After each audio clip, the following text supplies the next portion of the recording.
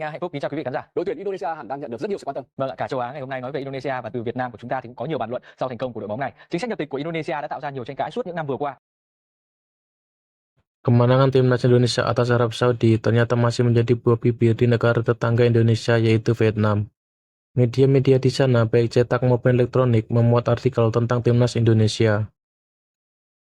Mereka menyebut Indonesia adalah tim ASEAN pertama yang mampu menumbangkan Arab Saudi. Sebelumnya, Thailand dan Vietnam juga pernah merasakan kekalahan ketika melawan Arab Saudi di kualifikasi Piala Dunia. Dan lebih parahnya lagi, Thailand hanya mampu mengoleksi 3 poin, sedangkan Vietnam hanya mampu mengoleksi 4 poin dari keseluruhan pertandingan. Sedangkan Indonesia sudah mengoleksi 6 poin dari 6 laga dan masih menyisakan 4 laga lagi. Media tersebut juga memprediksi Indonesia akan masuk ke putaran keempat kualifikasi Piala Dunia zona Asia. Mengingat pulau Indonesia lebih besar dibandingkan dengan Cina dan Bahrain.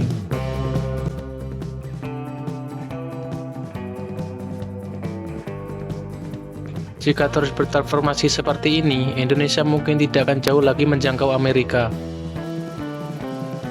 Di Vietnam, kita seharusnya membiarkan orang-orang yang dinaturalisasi direkrut, tapi bagaimana kita bisa membiarkan orang-orang yang tidak berpendidikan ini menjadi guru? Vietnam khawatir dengan piala AFF. Saya membuka mata lebar-lebar dan melihat Indonesia pulang ke rumah. Vietnam kini bermain melawan Indonesia dan bertekad kalah dengan 3 gol atau lebih. Kepemimpinan VFF lemah, kualitas stadion buruk, sistem sepak bola mengalami degradasi serius setelah masa pelatih Park. Jika Indonesia bermain seperti itu, Vietnam tidak akan bisa mengalahkan mereka. Vietnam tidak melihat hal itu dan tidak mau belajar. Indonesia mau ke Piala Dunia. Dua senior VN dan Thailand bersiap bersaing merebutkan Piala AFF bersama. Kita tidak bisa melatih generasi muda dengan pelatih dalam negeri. Biarkan guru pergi ke luar negeri untuk belajar dan kembali untuk melatih generasi muda. Jika terus bertransformasi seperti ini, Indonesia mungkin tidak akan jauh lagi menjangkau Amerika. Betapapun bagusnya Vietnam saat ini, mereka bahkan tidak berani memainkan pertandingan persahabatan karena takut kehilangan poin. Kuatnya Indonesia sudah tidak diragukan lagi karena didatangkan dari golongan C Belanda. Penampilan tinggi, kekuatan fisik yang cukup kuat asal Belanda sudah cukup untuk melibas Asia Tenggara. Konservatisme gaya sepak bola negara kita, 30 tahun lagi kita akan bisa meninggalkan Asia Tenggara, apalagi ke Piala Dunia untuk menjadi pemain naturalisasi. Indonesia mungkin akan berada di posisi kedua dan langsung melaju.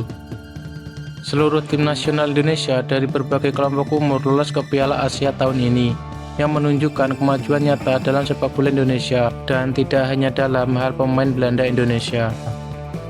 Indonesia memang pantas mendapatkan kemenangan. Selamat. Indonesia juga tahu apa yang harus dilakukan agar mereka tetap bertahan. Bisakah kalian membantu mereka? 90% Indonesia akan masuk ke World Cup jika laga selanjutnya melawan Australia tidak kalah, karena di laga terakhir hampir sama poinnya dengan Jepang. Indonesia hanya perlu meraih 2 kemenangan berturut-turut lagi, dan Indonesia akan langsung mendapatkan tiket ke Piala Dunia 2026. Hanya perlu memenangkan 2 pertandingan melawan Cina dan Bahrain, serta seri melawan Australia. Berusia 20 tahun tetapi menegaskan bahwa pemain muda Vietnam yang antusias harus belajar. Bukan pujian atau kritikan ke Indonesia.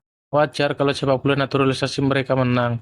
Yang penting VFF melihat kembali sistem sepak bola kita apa yang perlu dilakukan. Selama para pemimpin VFF yang tidak peduli masih memegang kursinya, 3000 tahun dari sekarang mereka hanya perlu ke toilet.